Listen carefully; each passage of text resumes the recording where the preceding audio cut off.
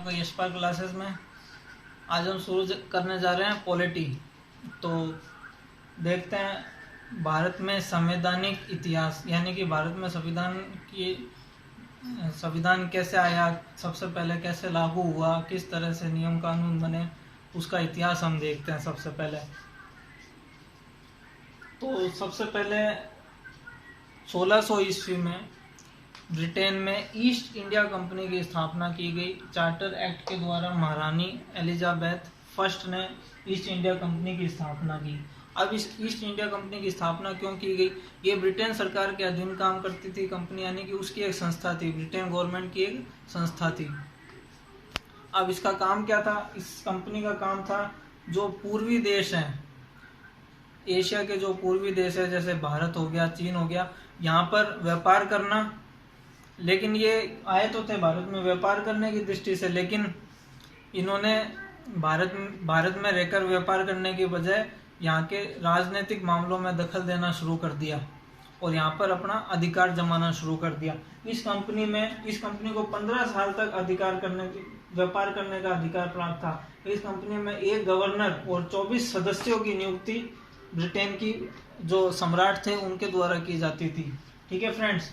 अब इस कंपनी ने भारत के जो राजनीतिक कार्य थे और प्रशासनिक कार्य थे उनमें दखल देना शुरू कर दिया। राजा महाराजाओं के साथ में संधि करनी शुरू कर दी। जो इनकी बात नहीं मानते थे उनके खिलाफ इन्होंने युद्ध करना शुरू कर दिया। तो एक सबसे बड़ा युद्ध हुआ था 1757 ईस्वी में, प्लासी का युद्ध।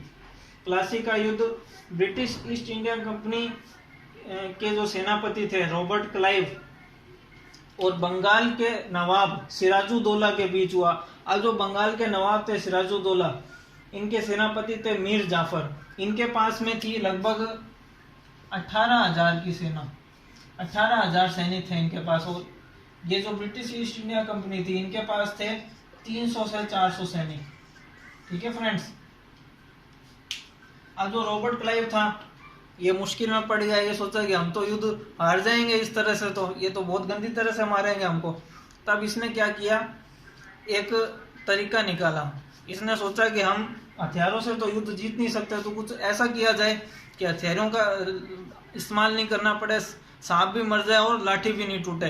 तो इसने क्या किया, पता लगाया कि बंगाल के नवाब के जो दरबार है उसके अंदर कौन ऐसा व्यक्ति है जो घर का भेदी है, यानी कि कौन ऐसा व्यक्ति है जो थोड़ा सा लालच देने पर इनके साथ में शामिल हो जाएगा। तो इनको पता चला कि ये जो सेनापति है मीर जाफर, ये लालची व्यक्ति है। और ये जो रॉबर्ट क्लाइव था इसने मीर जाफर को लालच दिया कि तू हमारे साथ में मिल जा, हम तेरे को बंगाल का राजा बना देंगे। और मीर जाफर ने फिर इनका साथ दिया और हुआ ये कि 18,000 की सेना होने के बावजूद ये मुट्ठी भर अंग्रेजों से हार गए। ठीक है फ्रेंड्स। क्योंकि इनकी सेना ने इनका साथ ही नहीं दिया, ज्यादातर सैनिक युद्ध में भाग ही नहीं लिए, इसलिए ये युद्ध हार गए। उसके बाद में ब्रिटिश ईस्ट इंडिया कंपनी ने अपने पांव भारत में पसारने शुरू किए और भारत में केंद्रीय प्रशासन की नींव रखी और भारत में अपने नियम और कानून कायदे बनाने शुरू किए। ठीक है फ्रेंड्स। सो फ्रेंड्स, बंगाल के नवाब की हार के बाद में भारत में पहला governor, British east India company का पहला गवर्नर कौन था? Robert Clive. अब बात करते हैं 1773 के रेगुलेटिंग एक्ट की। अब ये एक्ट क्यों लाया गया? ये act British PM Lord north के द्वारा जारी किया गया। क्यों लाया गया? ये ब्रिटिश ईस्ट इंडिया कंपनी के कार्यों को नियंत्रित करने के लिए और नियमित करने के लिए ये एक्ट लाया गया। यानी कि उनके कार्यों में कुछ गड़बड़ी इन्होंने देखी तो उनके कार्यों को नियंत्रित करने के लिए ये एक्ट लाया गया। इस एक्ट में क्या प्रावधान किया गया कि जो भारत में जो राजस्व, सैन्य और नागरिक मामलों की जानकारी ब्रिटेन में देना आवश्यक होगा। इस कंपनी के लिए ये जो British east India company Bharat में व्यापार कर रही थी उसके बाद में इसने अधिकार जमाना शुरू कर दिया।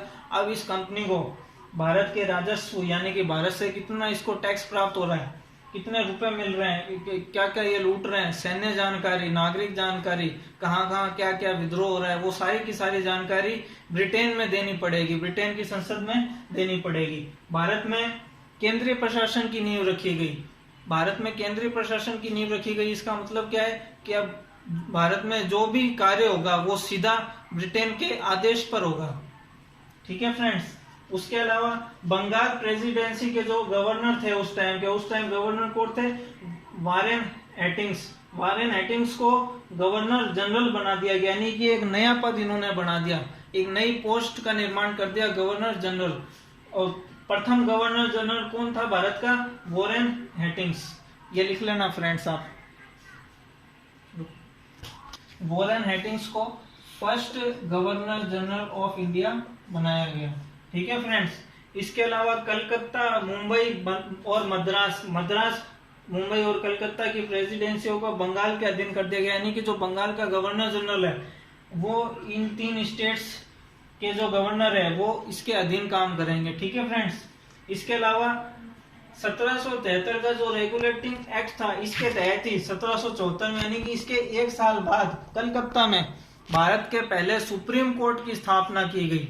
सुप्रीम कोर्ट की स्थापना किसने की थी? ब्रिटेन ने। इसमें एक तो 4 न्यायाधीश होते थे, एक मुख्य न्यायाधीश और 3 अन्य न्यायाधीश। जो मुख्य न्यायाधीश था, प्रथम मुख्य न्यायाधीश कौन था? Sir Elijah Impey. और जो 3 अन्य न्यायाधीश थे वो थे चैम्बर्स, लिमेस्टर और वाइट।